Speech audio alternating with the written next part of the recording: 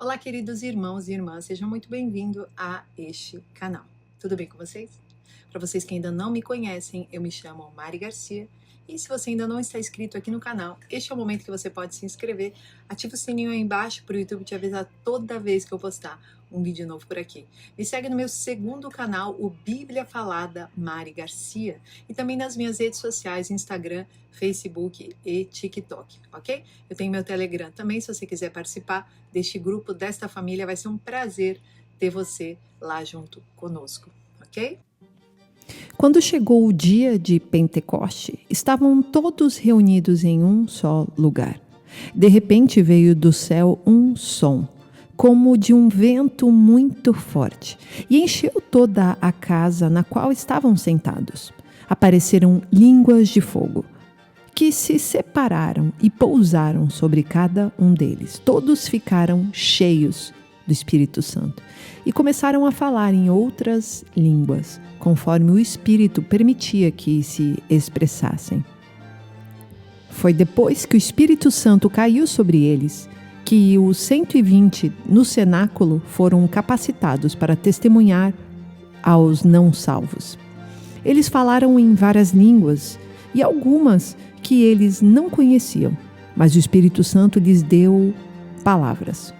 Cada língua falada foi ouvida e entendida por aqueles que ouviam e observavam o que estava acontecendo. Antes que o Espírito fosse derramado, ele já estava habitando neles como uma fonte de vida eterna. Eles foram salvos. No entanto, eles precisariam ser cheios por ele, pois ele, que já estava neles, também brotaria de dentro deles e cairia sobre eles do alto, para dar-lhes as palavras de que precisavam para trazer convicção de pecado aos não salvos. Depois que Pedro pregou o Evangelho, todos entenderam e tiveram uma tremenda convicção pelo Espírito Santo a respeito da descrença que eles até então tinham com relação a Jesus. E assim foram batizados. E 3.000 foram salvos em um único dia. O fato de aparecer línguas de fogo que pousaram em cada um dos 120 significa que os pensamentos, intenções e desejos dos seus corações estavam sendo purificados pela fé. Como o próprio Pedro menciona mais tarde, a respeito da casa de Cornélio, em Atos 15, versículo 8. Deus, que conhece o coração, demonstrou que os aceitou, dando-lhes o Espírito Santo como antes nos tinha concedido. Ele não fez distinção alguma entre nós e eles, visto que purificou-lhes o coração pela fé. No Antigo Testamento, vemos o fogo da presença de Deus por seu Espírito como uma coluna de fogo, ardente, no tabernáculo físico. No Novo Testamento, no dia de Pentecoste, o fogo da presença de Deus vem por meio do seu Espírito Santo e também é visto no templo espiritual, o corpo de Cristo. Quando a lei de Moisés foi dada a ele por Deus no Monte Sinai, 3.000 pessoas pereceram por terem quebrado esta lei. Já no dia de Pentecoste, quando a lei de Deus foi escrita pelo Espírito Santo nos corações, 3.000 pessoas foram salvas naquele dia. O corpo do Messias do primeiro século era regularmente liderado pelo Espírito Santo de Deus, falando diretamente a eles e dando-lhes muitas orientações. Como lemos em Atos 15, 28, pareceu bem ao Espírito Santo e a nós não impor a vocês nada além das seguintes exigências necessárias: que se abstenham de comida sacrificada aos ídolos, do sangue, da carne de animais estrangulados e da imoralidade sexual. Vocês farão bem em evitar essas coisas, que tudo vá bem com vocês. É o Espírito Santo que dá a direção às lideranças e à igreja. Ele é o Espírito da verdade, não do engano e nem do erro. Onde houver algum tipo de erro doutrinário, o Espírito não pode fazer nada. Ele nunca vai endossar qualquer unidade do homem, a não ser que esteja sendo guiado pelo Espírito Santo. O mesmo poder que foi derramado sobre os 120 no dia de Pentecoste está disponível para cada um de nós. Sem estar cheio do Espírito, ninguém é capaz de pregar o Evangelho. Muitos hoje, dentro do corpo de Cristo, confiam em estratégias, programas, métodos, músicas, palestras motivacionais e misturam algum tipo de versículo bíblico. Porém, apenas o poder do Espírito Santo traz a verdadeira obra da salvação. Porque Deus utiliza veículos, e esses veículos somos nós. Nós entregamos a palavra, mas é o Espírito Santo que vai na pessoa que recebe a palavra e faz com que gere vida, transformação, arrependimento e salvação. E é dessa forma que o Evangelho deve ser pregado. Atos 2:42. Eles se dedicavam ao ensino dos apóstolos e à comunhão, ao partir do pão e às orações. Todos estavam cheios de temor e muitas maravilhas e sinais eram feitos pelos apóstolos. Os que criam mantinham-se unidos e tinham tudo em comum. Vendiam suas propriedades e bens e as distribuíam conforme a necessidade de cada um. Todos os dias continuavam a reunir-se no pátio do templo, partiam o pão em casa e juntos participavam das refeições com alegria e sinceridade de coração, louvando a Deus e tendo a simpatia de todo o povo, e o Senhor lhes acrescentava diariamente os que iam sendo salvos. Primeiro, eles tinham fome da palavra de Deus, inspirada pelo Espírito, porque sabiam que isso os protegeria de erros e falsos profetas, além de provar ser uma bússola espiritual que os guiaria através das tempestades que enfrentariam. Além disso, é um manual de instruções para a vida cotidiana, como o corpo de Cristo.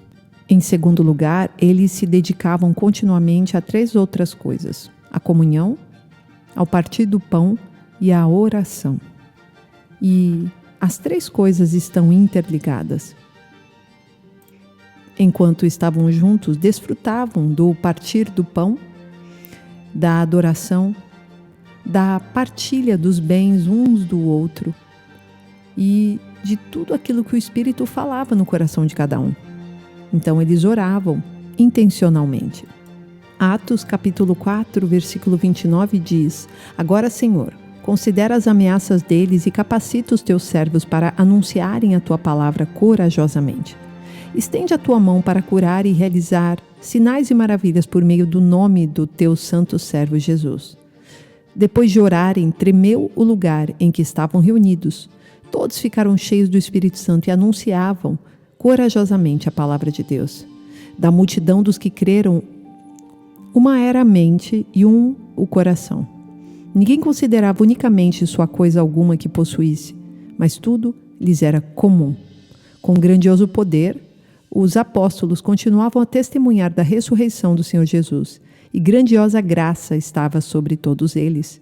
Não havia pessoas necessitadas entre eles, pois os que possuíam terras ou casas as vendiam, traziam o dinheiro da venda e o colocavam aos pés dos apóstolos, que os distribuíam conforme a necessidade de cada um.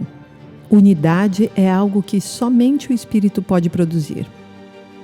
A verdadeira unidade do Espírito Santo produz o fruto na vida das pessoas. Perceba como os cristãos do primeiro século, eles tinham um só coração, uma só mente, um só pensamento, ou seja, não havia desacordos entre eles. Todos sabiam, pelo Espírito Santo, o que eles deveriam desejar, como corpo de Cristo. Eles estavam dispostos a compartilhar também os seus recursos físicos com aqueles que não tinham. E eles compartilhavam. Nos últimos dias, antes da volta de Cristo, quando o corpo de Cristo entrar num tempo da grande tribulação, com certeza teremos que compartilhar o que temos uns com os outros, pois haverá a marca da besta e não será permitido para nós, como igreja, comprar ou vender, porque nós negaremos a marca.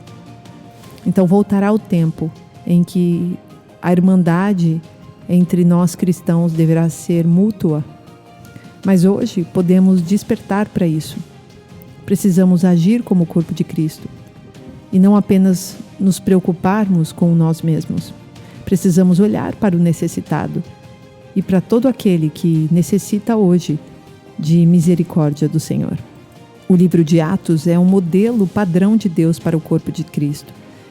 E havia um sistema religioso estruturado em Jerusalém, sendo o judaísmo mosaico, onde existia o seu templo e todo o sistema de sacrifício com o seu sumo sacerdote.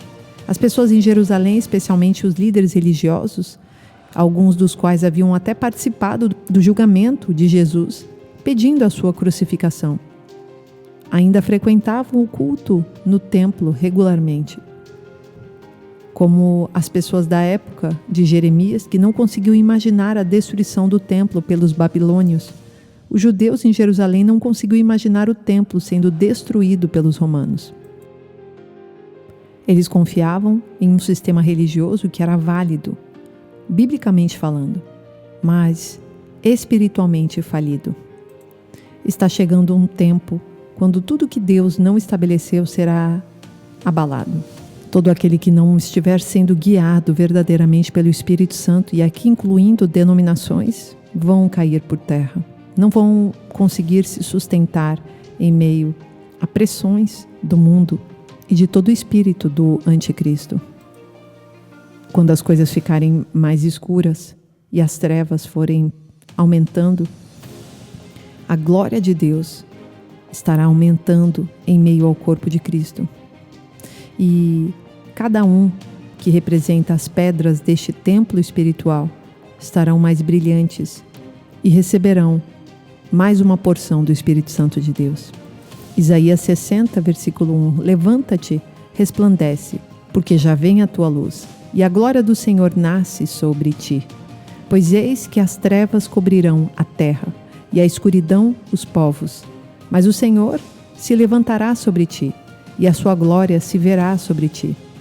Os gentios caminharão à tua luz, e os reis ao esplendor da tua aurora, que nasce como sol. Naquele dia, quando o evangelho do reino tiver sido pregado em todo o mundo, como testemunho a todas as nações, o fim virá. Este será o último grande sinal que inaugurará o fim desta era. E então virá a segunda vinda do nosso Messias, Jesus Cristo, que nos resgata da ira vindoura. 1 Tessalonicenses capítulo 1, versículo 5, porque o nosso evangelho não chegou a vocês somente em palavra, mas também em poder, no Espírito Santo e em plena convicção. Vocês sabem como procedemos entre vocês em seu favor. De fato, vocês se tornaram nossos imitadores e do Senhor, pois apesar de muitas aflições, receberam a palavra com a alegria que vem do Espírito Santo. Assim, tornaram-se modelo para todos os crentes que estão na Macedônia e na Acaia. Porque partindo de vocês propagou-se a mensagem do Senhor na Macedônia e na Acaia. Não somente isso, mas a fé que vocês têm em Deus também se tornou conhecida por toda parte. O resultado é que não temos necessidade de dizer mais nada sobre isso, pois eles mesmos relatam de que maneira vocês nos receberam e como se voltaram para Deus, deixando os ídolos, a fim de servir ao Deus vivo e verdadeiro, e esperar dos céus o seu Filho, a quem ressuscitou dentre os mortos, Jesus, que nos livra da ira que há de vir. Deus abençoe e até o próximo vídeo.